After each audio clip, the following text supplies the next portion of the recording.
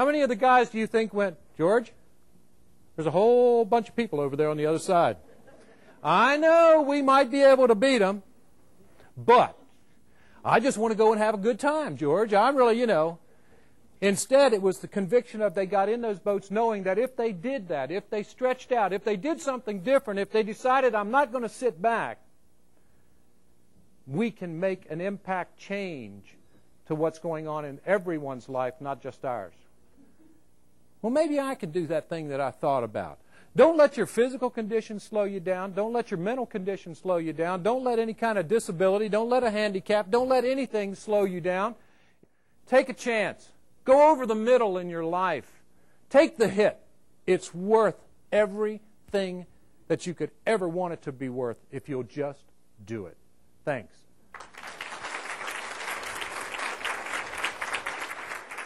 Tonight, we introduce you to a man who at 52 years old got his shot and proves you're never too old to strap on that helmet and take a hit.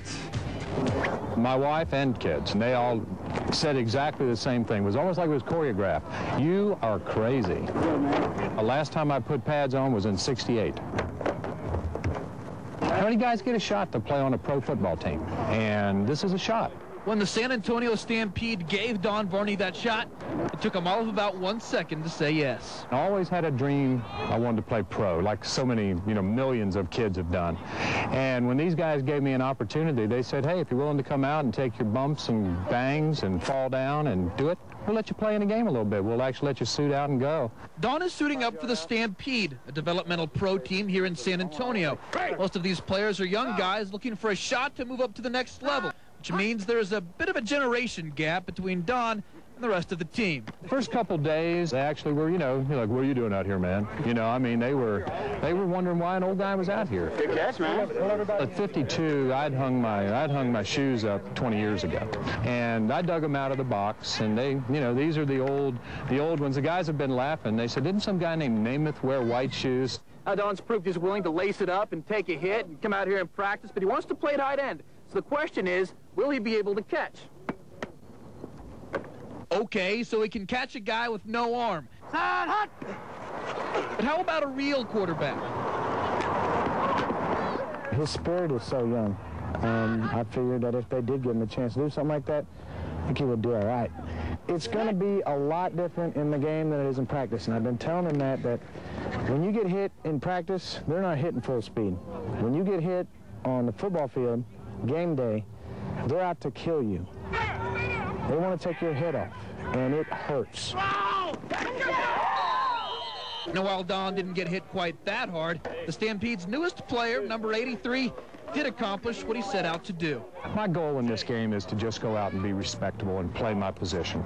I'm at a point that I realize that at 52 years of age, I'm not going to streak down the sidelines for 70 yards and score the winning touchdown. That's not going to happen. What did happen was the realization of a dream. I'm just looking to be respectable out there and play well within my limits and just go for it, make a good showing, I guess, and make the guys on the team proud of me.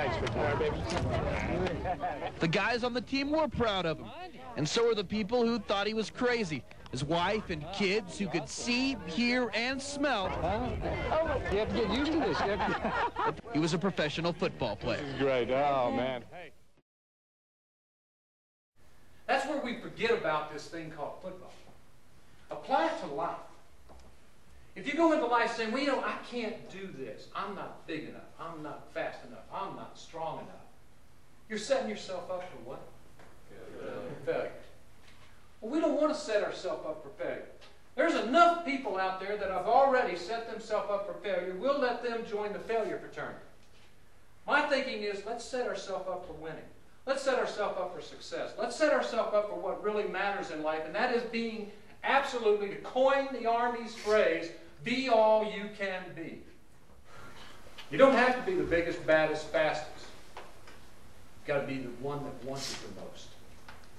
Those who run in a race, all of them run the race, but only one receives the promise. Biblical scripture. Jesus was a track fan. Okay?